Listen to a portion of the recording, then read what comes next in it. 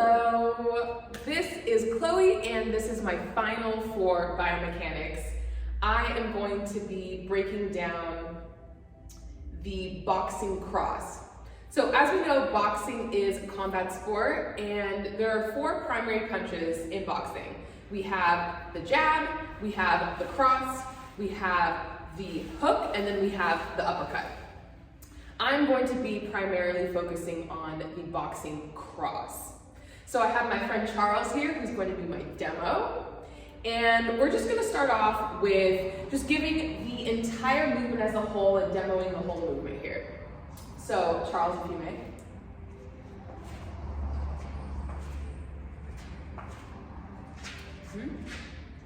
Good, yeah, we'll go profile view so you can get a good vision of what it all looks like. Very nice. Okay, so what is happening in a boxing cross? So let's get Charles here in that first position. So he's going to have a nice kind of wide stance. His back foot is going to be really the thing that we're focusing on first. So he's gonna, his back foot is going to be heel raised. Yep. And he's going to be pressing into the ground with the ball of his foot.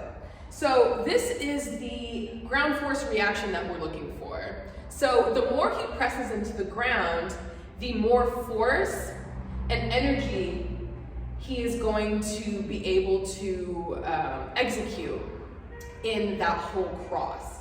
So ground force reaction, he's going to be pressing into the ground with that back foot.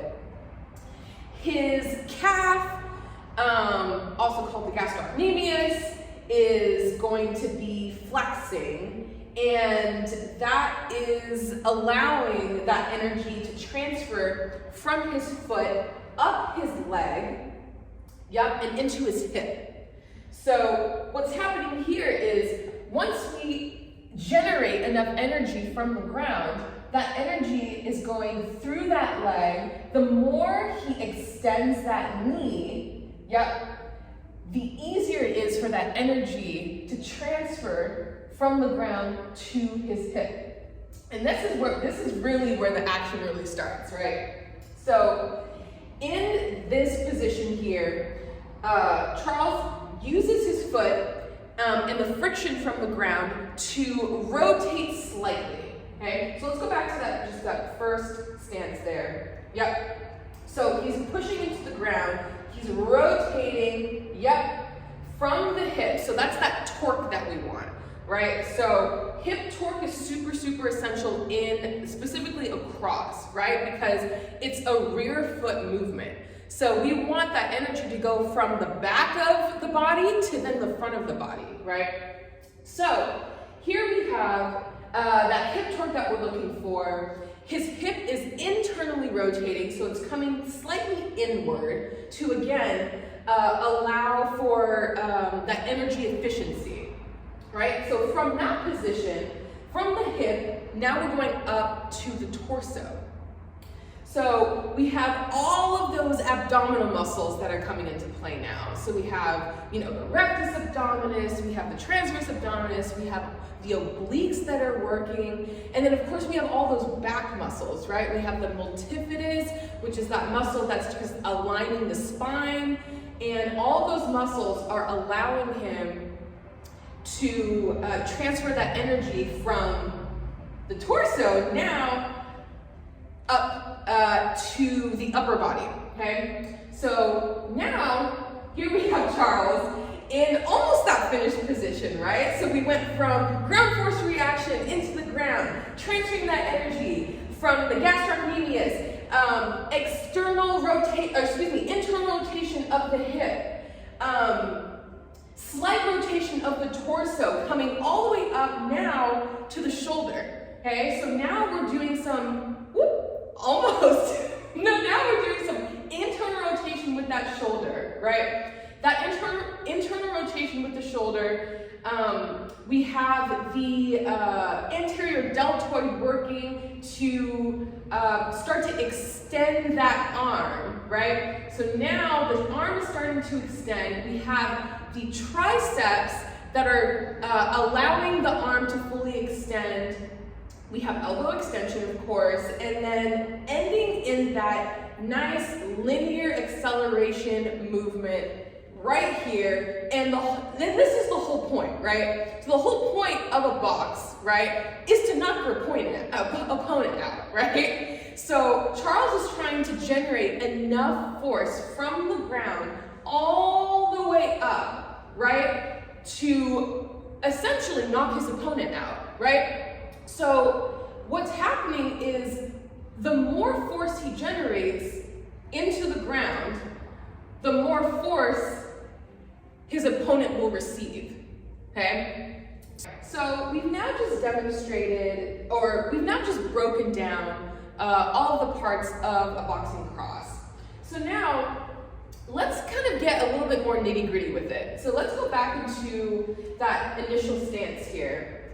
So we want to be as effective as possible in a boxing cross. In boxing, period, actually. Most people think that boxing is about force, but it's actually about flow, right? So what that means is we want the energy from the ground to flow through the body as efficiently as possible, okay? It's not about upper body force. It's actually, you are generating more force in your lower body than you are in your upper body. The upper body is just receiving that force from the ground, and then to end in that end position, knocking your opponent out.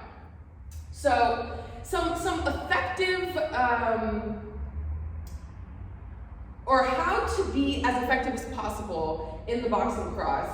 So again, let's start from the ground, right? So we want that back foot positioned correctly. We need Charles to be as stable as possible, right? So if his feet are too close, right, he's not going to be able to press into the ground as well as he could. So we need a good wide stance that allows him to feel balanced, that allows him to feel stable, right? So we're going to be doing that.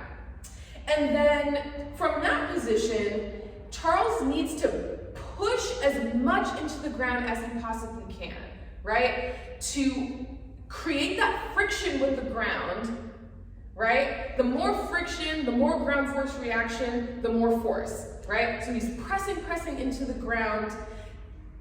A mistake that people make is not fully extending that back leg, right? So let's turn around here, Charles. Not fully extending that back leg.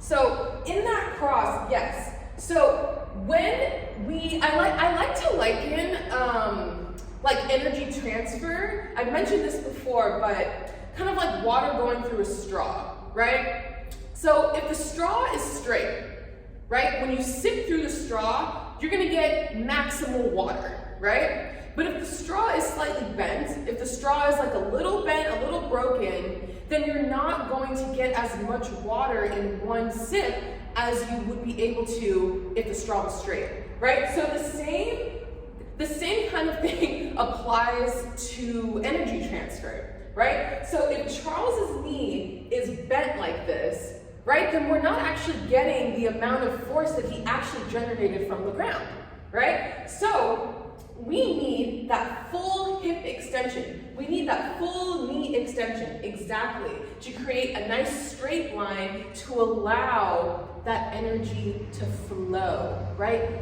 Effortlessly up the body, right?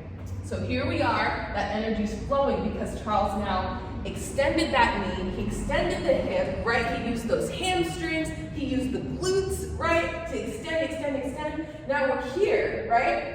Another mistake that people make is not generating enough energy from the hip, right? So we need that torque, we need that rotation. If we don't have that rotation, what's gonna happen, right? We're not getting as much, we're not efficiently using the force that he generated from the ground, right?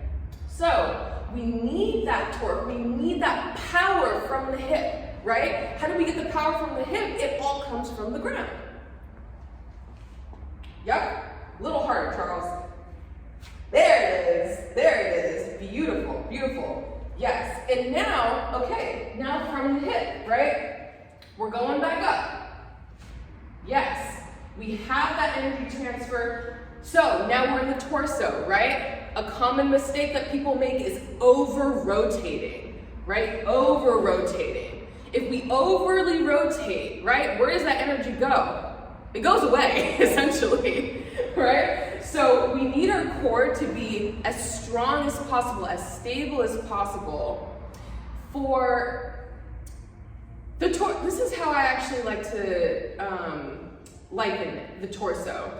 It is a vessel, right? It's a vessel for energy to transfer through, right? So it's a stop along the way, right? So we need that stop to be as efficient as possible, right? And the efficiency comes from a strong and stable torso. So how do we do that, right? We can do that by, strengthening the rectus abdominis, strengthening the transverse abdominis, making sure that the obliques are strong. And I'll be showing a couple of exercises to do that. So let's go. So we're at the torso. Yep, beautiful. So now, again, if efficient, that same force that came from the ground is going to be now right here, right in the torso. It's going to travel up to that shoulder, right? So another common error is forgetting about the force that you just generated and only working with the arm, right? So if that happens, we're missing out on so much energy, right? And we are also increasing the chances of injury, right? Because now we're just using our upper body, right? We're just using our upper body to try to punch our opponent, right? And it just doesn't work like that, right? We need all of the entire body to work as one unit to be able to efficiently knock out our opponent. So a lot of people tend to overextend their elbows, right? That can lead to tendinitis. It can lead to rotator cuff tears. It can lead to, bursitis. It can lead to, let's see. Labral tears. Thank you. Essentially, lots of injuries happen when the body isn't being as efficient as it can be, right? So, all right. So let's go ahead and demo the whole movement again, Charles. So now that we have all this information, right, we're going to start from that foot, that back foot. What are we doing? We're pressing it into the ground, generating that ground reaction force. From there, pivoting that foot, rotating it, using all of those calf muscles to extend the knee, to extend the hip, internally rotating that hip, slightly internally rotating that torso, using the rectus abdominis, using the transverse abdominis, using the obliques, using the multifidus, going all the way up to that shoulder, internally rotating the shoulder, using the delts, using the serratus anterior, right? Fully extending that arm, using the tricep brachii, right? Allowing the bicep brachii to be that stabilizer for that arm, right? And all of that energy, right? It's like Dragon Ball Z, right here. It all ends right here, right? Actually, it doesn't, right? Because boxing isn't just one punch, right?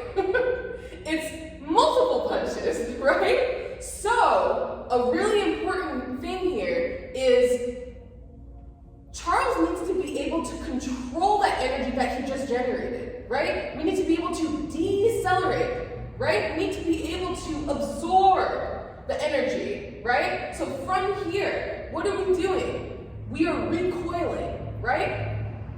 We're recoiling back into that initial position. In order to do that though, all of those muscles that we just utilized, right, need to be also just as efficient to bring him back to his homeostatic state, right? So his initial state, right? So that comes from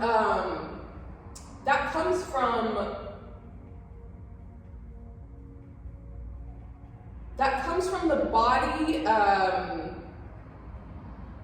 not only being as efficient as possible, but making sure that the muscles are working to the best of their ability, right? So we don't want that over-rotation when Charles is, we don't want that over-rotation when Charles is punching, right? Because that means that all of these abdominal muscles that I mentioned are not as strong as they could be, right? We need a stopping point. Right? So they should be able to generate energy, they should be able to accelerate, right? And they should be able to decelerate. Stop like at any moment to then be able to recoil. Right? Yep. Beautiful. Yep. Very nice. Very nice. Good. So here we have Charles demonstrating a great exercise for training hip extension and hip internal rotation. So as you can see, he's using a strap here attached to the cable machine. He is loading and unloading, right? Decelerating, accelerating. So very similar movement. Now we're starting to incorporate the upper body, right? So we have that loading, unloading from the bottom, and now we're transferring that energy from the lower body to the upper body, giving us hip, torso, and shoulder interrotation into that flexion. So next here we have this Bulgarian split squat here that is great for hip extension and for training that ground force reaction. So Charles is needing to rely on that planted foot, and the more he plants it into the ground, the more force he's going to generate. Nice. So here we have this landmine transverse movement that is fantastic for the abdominal muscles, the transverse abdominis, as well as the obliques.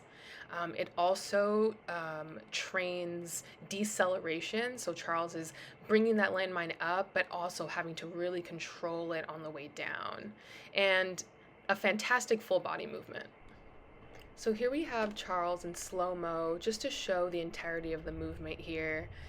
We have that ground force reaction he's creating with the ball of his foot, that friction from the ground as well to allow him to rotate that foot.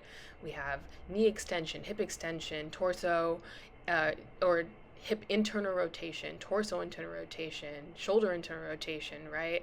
Generating that energy from the ground, getting him all the way into that full boxing cross movement, and then decelerating back into his initial position. And here we have Charles performing the entire boxing cross movement, acceleration and deceleration included. And that concludes the biomechanics of a boxing cross. Thank you.